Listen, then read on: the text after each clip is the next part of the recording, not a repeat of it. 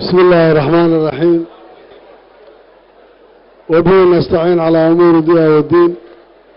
وصلى الله وسلم على سيدنا محمد وعلى آله وصحبه وسلم أجمعين. قدومي كحيينك كوباد أقل كسره مدانا عبشن مدحوينها دولتك بنت الله سعيد عبد الله الديني مدحوينها دولتك الصومالي الشيخ محمود مدحوينها دولتك الصومالية مدانا حسن الشيخ شريف شيخ أحمد قدومي أنا مدحوينها كوفر قلبات شريف شيخ أحمد مدحوينها قلبي وسارة بدن الصومالي عبد الكريم قلوب لما نحن الله لبدا عقل أصحابتك كلا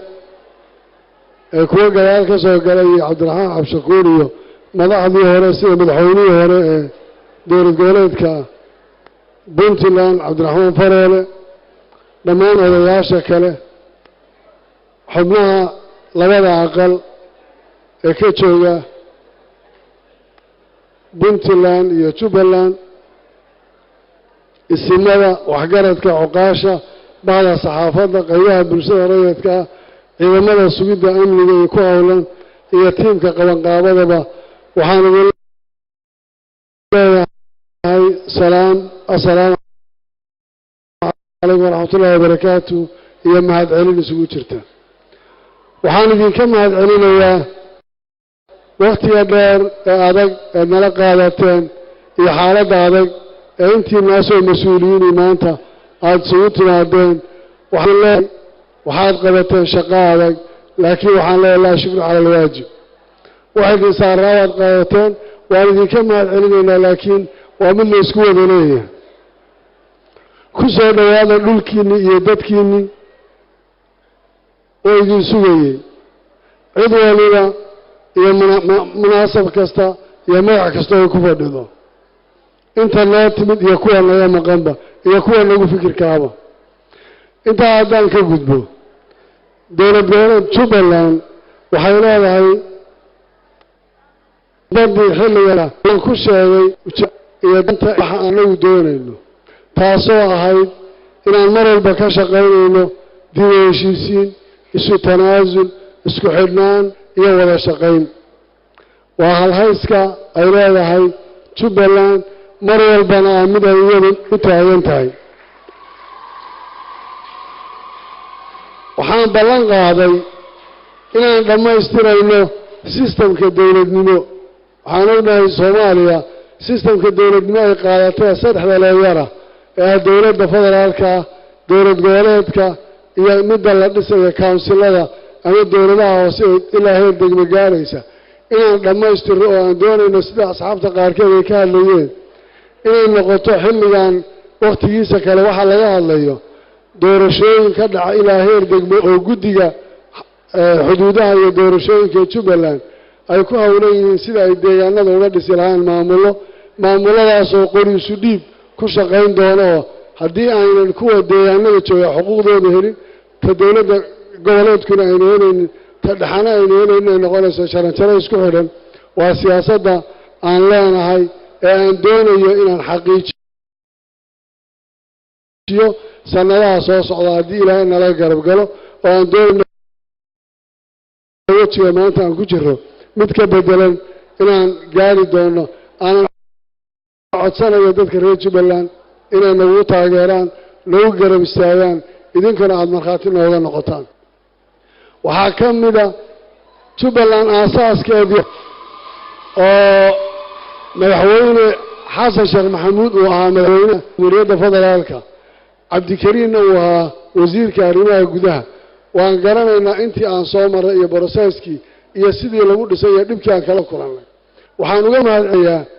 qaabka loo dhisay iyo sida loo dhammaystiray goboleedyada ladda la soo gaarsiiyey waxaa markaa aan xilligaa ku gaarnay waxaad garanaysaan inay dib u heshiisiin dadkii aan keenay oo annagii iyo dowladdii jirtay xilliga aan isla qaadanay 7 madaxweyne sheeganaysa iyo intaasoo isku calaamad shubtay iyo intaasoo la maray intii la isu tanaasulay in la isugu yimid oo la yidhi war Soomaali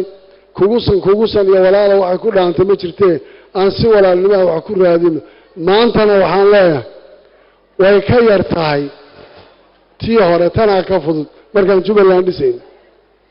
midda maanta aan ku jiraa ka fudud waayo taasi waxay ahayd fikir kala duwan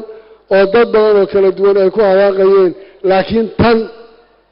aftir bay leedahay iyo sumad ay leedahay waa dowladda federaalka iyada la rabaa inay xalkeeda keento saaxiibada aan isaynana iyo waxa xilfi la tahay inay keento intaan isu nimaadno aan gobol ku wada fariisano oo isu nimaadno oo dib u heshiisiin iyo wada hadal wax walba lagu dhameeyo waxaan hore u ballan qaaday dowladda federaalka inaan diidanayn dhibaato aanan ku haynin wada hadal iyo safgarasho iyo heshiis iyo isu tanaasul inay tahay waxa dowladnimada Soomaaliya ay ku waxaysan tahay haddii siyaasadda la fiiriyo qof waliba waxa uu rabo dantiisu ma u hirgelayso qof walbana rabitaankiisa ma aha dowladnimadu waa waxa isku keen wadi kara isu keen hayn kara inuu wada midayn karaya midda in laga wada shaqeeyo sidaa daraadeed aabaha iyo wiilka qofka waajibku uu saaran yahay waa aabaha ee garanaya wiilkiisan waxa ka maqan iyo qodobkiisu waxay tirsanayaan waxaan leeyahay marka khalad kasta oo dhaca dowladda federaalka manzilada abay taagan tahay iyada laga rabaa inay sixitaan tanaasul wada hadal isu dhimrin ay la timaado waxyaalaha hadda dhaqamada qaarkood ee jirana waa waxaan Soomaaliya xal u ahayn oo calaalku uu haduu sii socdo uu sii xumaan karo waxaad garanaysaa burburkii dowladnimo ee Soomaaliya wixii sababay maanta qof kasta oo Soomaaliya joogay oo muddadii burburka joogay oo dhex joogay oo wixii wadanka ka dhacay ogaa oo waxa ugu sahlan ay tahay Cabdiraxmaan Shakuur laba kooxood oo magaalada kuwa joogay kuwa kale raashin isu weydiinayay oo marxaladaha aan garanayna aan la soo maray oo aan xamar garanayna waxay soo martay qof kasta oo jooga oo dibadda ku maqnayna wadanka joogay wuxuu ka daqanayaa tallaabo kasta oo qalooc yar uu galo sidaa daraadeed waxaan leeyahay madaxda Soomaalida waan idin jecelahay waan idin soo dhaweynaynaa madaxdayadii baatiin waan idin ixtiraamaynaa mas'uuliyadiina aan idinku dheeraynaa laakiin garta haddaan idinku ogeeyna dadka dib u weydiiya wadankani waxa uu soo maray taariikhdiisu waxay ahayd waxa ka iman karaya ciribteedu meesha tegi doonto xaaladda siyaasadda waxaa lagu jiraa xilli adag oo ay jirto kala qaybsanaan iyo hardan siyaasadeed oo weyn laakiin waxaa hubaala in Soomaalidu ay isku khasban tahay kala maarmaynin ismuraynin ismuwarta tahay oo meel ayna kala tagayn marnaba waxaad arkaysaa ninkii ka hadlayay ee gobolka Wajeer countiga Wajeer ku-xigeenka ka ah inuu Soomaali yahay yaftakhir uu ku faanaya inuu Soomaali yahay waxa uu qabo waxa la ahaa sida ay buudanaya xageed u maleynaysaa inaan kala u sii kala tagayn calankan hadda lagu sameeyay shanta geesli for marka laga hadlayo oo calanka muuna ahayn British Somaliland iyo koonfurta Talyaanigu gumaysan jiray ma ahayn fikir kale iyo xulum kale jiray xilligaas waxa dadku ay inta u soo marayeen wax kala duwan oo badan bay ahayd aan ilaahna hadda khasaare kale lagu sii karo intaan u qaxnay baan ku badbaadnay haddaan isla burbur lahayn ma ka sii daraan lahayn laakiin riyada xilliga halka joogtay maanta annaguna ma sii kala tagayno meel kalena uma socono haddii dawlad Soomaaliyeed oo saldhigto oo wanaagsan la helana dadka Soomaaliyeed way isu buusayaano maanta ninka jooga gaar jooga qof waloo Soomaali ka Djibouti jooga Soomaalinimadu waa wax uu ku faanayo danqayso markuu dibadda joogo Soomaali waa tay Itoobiya ma tay waa sumad aan bedeli karin sidaa daraadeed waxaan maanta inala hufran oo inala gudboon inaan ilaalino waxa inaga dhaxeeya ilaahay baa Soomaali inaga dhigay isku dhaqan isku af waxa isu yimaado qowmiyado kala duwan oo intaas af iyo intaas luqadooda laakiin waxaan u baahanahay hogaamin inaan helo القيادة الراشدة Soomaaliya maanta hogaamin baa ma jirto waqtiga bixidoono Soomaaliya ay xusuusan doon ay dhibta ay ku jirto iloobi doonta hadii Ilaahay ilaahay waxaad ogaataan in wadankani uu dib u dhismadan u baahan yahay dawladnimo la yagleelo iyo wadankan in dib loo ururiyo inay tahay waxa maanta inoogu muhiimsan waxyaabaha u baahanahay in la sheego ama si degdeg wax loo qabto waxay tahay waxa koow bal in dawladnimadii Soomaaliya la ilaaliyo oo dawladii federaalka ahayd dawlad goboleedyadii siyaasiyiintii waxa ka dhaxeeyay waa dastuurka in isagii laga shaqeeyo sidii la isugu mideyn lahaa ee wax loo qaban lahaa hadii la helo isku waxa la yiraahdaa dadkan hadda boojiska iyo meelahan ka ugaarsada waxay yiraahdeen uurkooli baa ugaarsata macnaheedu waa maxay مثلا markay ugaadhi doontaan hadday laba qof iskhilaafto hal eray isku khilaafto oo meesha ugu fog ay joogaan dib baa loo soo noqonaya oo maxaa la leeyahay ugaadhana ma helin cadoona uu ina galaya markaas waxay dhan uurkooli baa ugaarsata dad isku niyad fiican baa ugaarsada haddii la helo markaa uurkooli niyad wanaagsan kii dawlad goboleedka ahaa kii siyaasiga hore ahaa kii xisbiga ahaa kii dawladda federaalka joogay aanu si niyad furnaano oo uurkooli aynu noqono waan ugaarsan karaa wadankeena horumar buu gaari karaa wax walbaan samayn karaa markaan intaas samayno waxaan ka shaqayn karaa waxyaalo badan oo maanta inoo hor yaalo ee marka hore aan muujino niyad wanaag aan noqono uurkooli maanta wax nagu kala maqan anaga iyo dawladda federaalka ma jirto waxaan ku mutaysanay intaasoo caqabadood oo dhacaya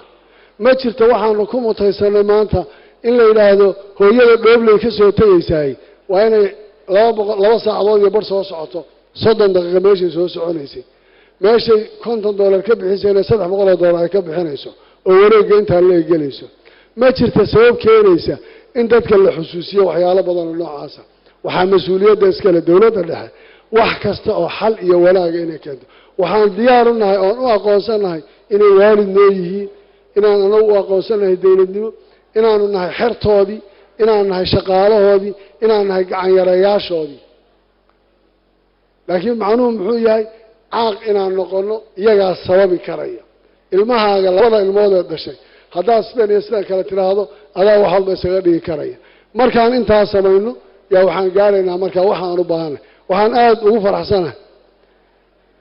in abaalmarinta Nobel Peace Prize la siiyay ra'iisul wasaaraha Ethiopia oo maxay sababtu tahay Ethiopia iyo Eritrea waxay ahayn cadal caadi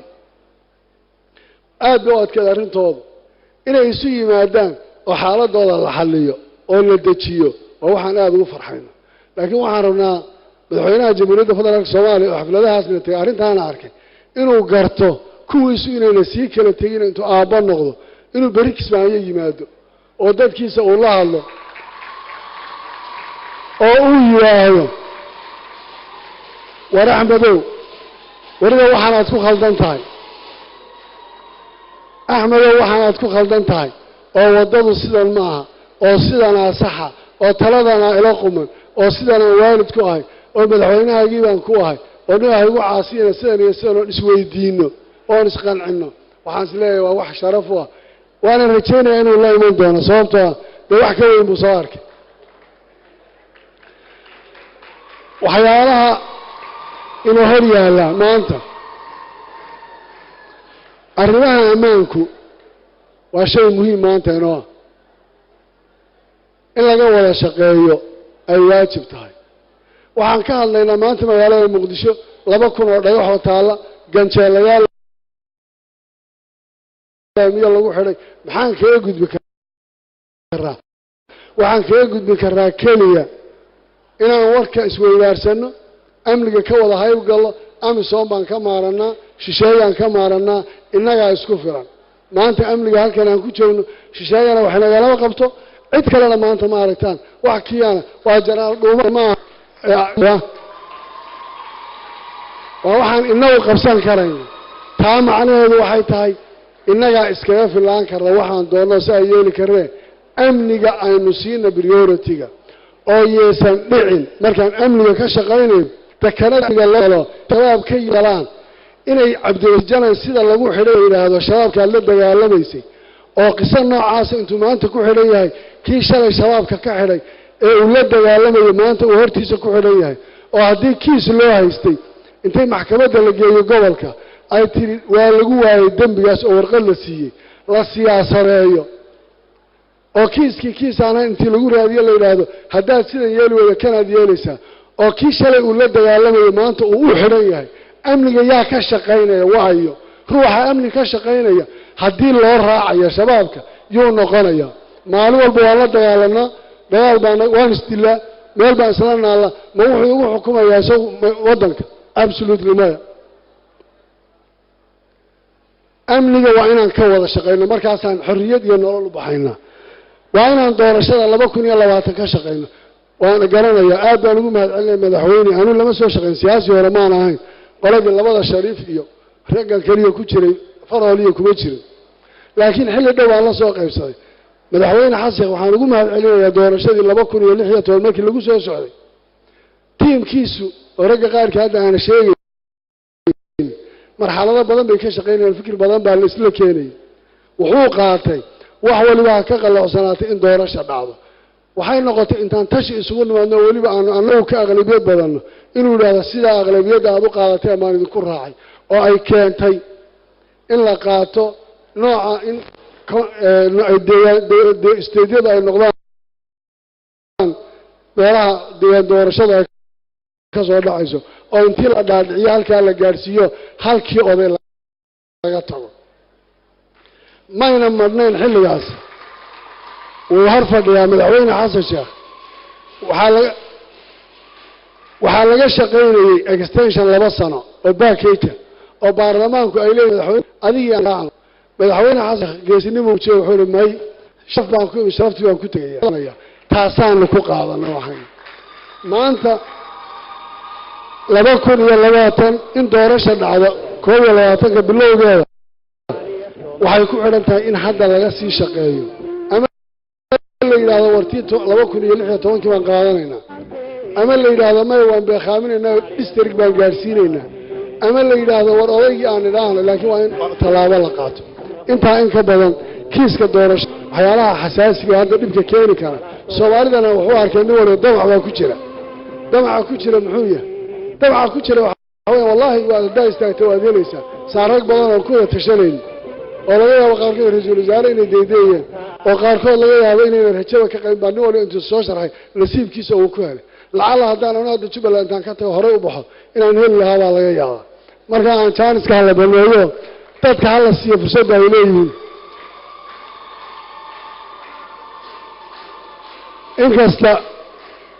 inkasta aanu hore aanu sheegay inaan meeshaan u socdo siyaasadda inaan ku sii jiraan aan rabaa dhamaystirka dastuurku in dastuurka la dhamaystiray waa shay waajiba laakiin waxaan oran lahaa warbal dastuurka la joojiyo faraqsi buu ku jira dadkii lahaa ehelkii waa gacanta kuma jiraan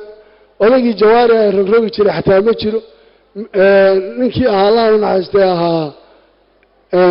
xoosh oo laftiisu dhinac ka wada uu dhintay Allah u naxariisto cid lagu og yahay ma jirto malihi markaa sanatarada iyo xildhibaanada ku hawlan iyo wasaaradda iyo anigu matalaadan ku haasto sababtoo goolahay halaga wada labayo waxay la tahay bariyaha soo la yiraahdee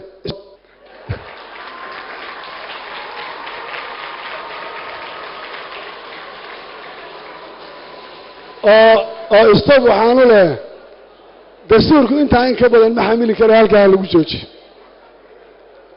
waxa aad looga hadlaa deyn cafis waan soo dhaweynaynaa deynta in laga cafiyo oo shakhsi kasta oo Soomaaliya ilmaha yarka ee deynta lagu leeyahay ee uu ogeyn wax galay aniga maanta Axmed ahaan nin weyn baan ahay ilaa dawladdiyo waxaan ardadii kuleejooyinka dawladda wax ku soo baratay cashuur lagu soo koriyay oo wax ku soo baratay deynta lagu leeyahay aad leegama dhaadhicin karaya haddana dawladnimada iyo buugaagta dib ugu noqon waxay tahay marka inta la cafiyo waan rabnaa in la iska cafiyo wardeeqda hadda aan qaadanayno iyo deynta la cafiyo waxa laga helayo iyo canshuurta aan qaadanayno accountability hal leelo horta hal xisaabtamo oo waxaan aan ogaada waxaan ku leeyahay waxaad maqlaysaa 100 milyan baa qolob bixisay intaasaa la bixiyey ma sheedna maalika ahli maalay ku dhacdeen war looma hayo waxbana lama wardeyntana halanayo cafiyo xisaab celina hal helo dadkuna ha u sinaadeen taana waan oran lahaa waan soo dhaweynay midnimada iyo wadajirka ummadda Soomaaliyeed beel looga wareega malaha bulshadu waa inay isku mid noqoto siyaasiyan intaas waad ka wada qarabtaan mana ahan si qof ama qaar inaga mida u rabaan inay wuxuu jiraan waxaan la rabo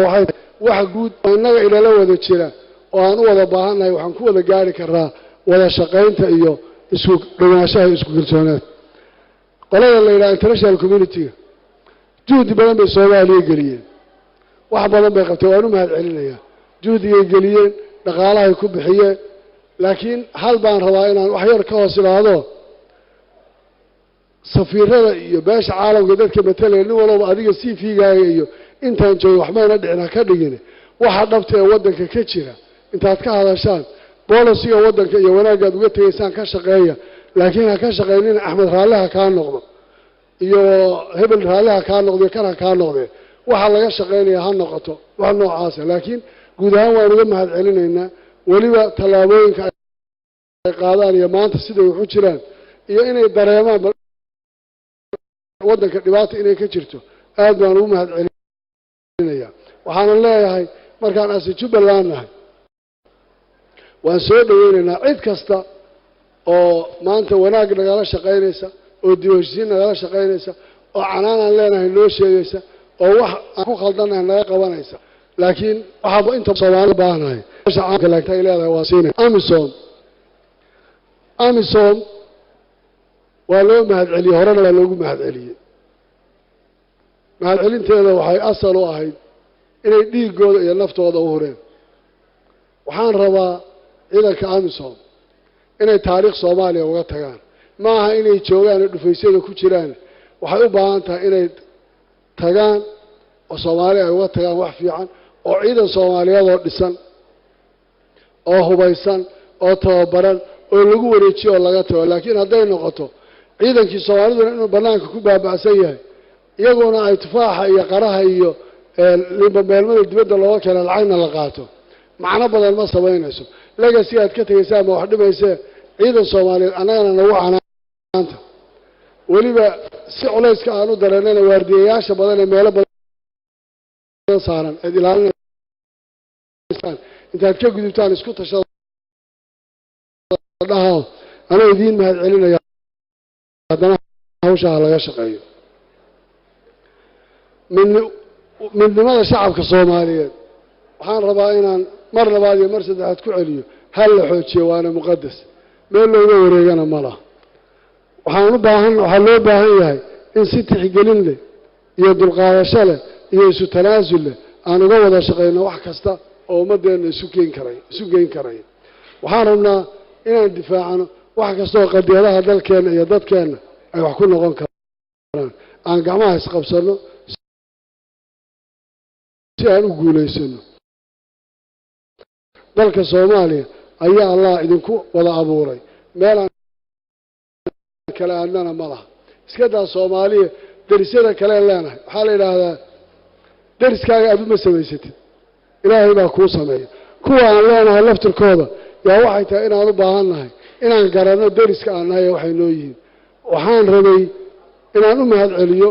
oo salaantana ku daro waftigii balaarna ee Kenya inooga yimid ee uu hogaaminayay majority leaderka Aadan Bare Ducaale oo ku jiray Yusuf Xaaji oo inta badan ahaa mas'uuliyiin oo aan oran karo waxay waqtigooda u soo bixiyeen wax badan u soo qaateen inay nagala qayb galaan culayska iyo waxa aan ku jiro una idin cadeynay waxaan marar badan maqlayaa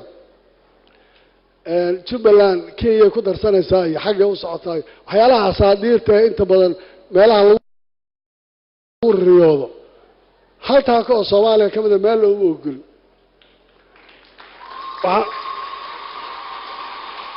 waxaan in badan ka hadlay oo mar laga hadlayo xuduudka Mandheera iyo xuduud laga wada hadlayo waxaan lahaa waraanta federal baa iska leh iyadoo هذا دبك أنا ونقول عيو يا وحالنا وفضل هاليشو أنا جمله شغال إذا ما هنا صومالي كو حين نقاب سويننا يجونا هل تاكو صومالي أنا وصعدان وحين لو الدولة كده واحد يا كده حية دولة كولا هالليا طريقة كولا هالليا يقال تاس مسؤولية ده أنا جماعة وحنقول مع العلنا يا وناقة يعيد الكولا وحنا لقبتين يكوا كلا أمس ولا نلتشوا انتبه arrimaha amniga horaan uga soo hadlay waxaan rabaa inaan ku gunaano waxaan intiinaan ka ballan qaadaya hortiina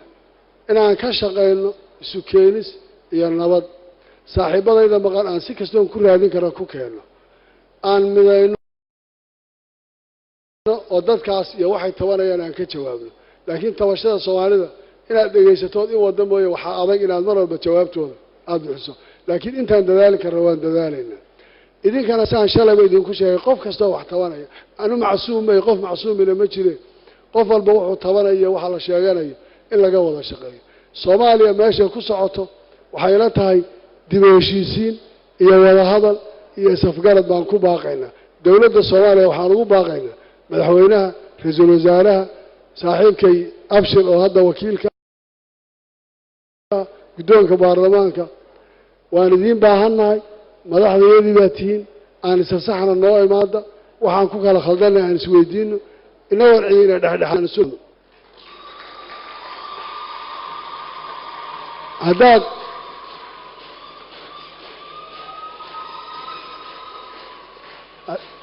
adaad soo hagaagi weydaan waxba dhimal annaga idiin soo hagaagayne meesha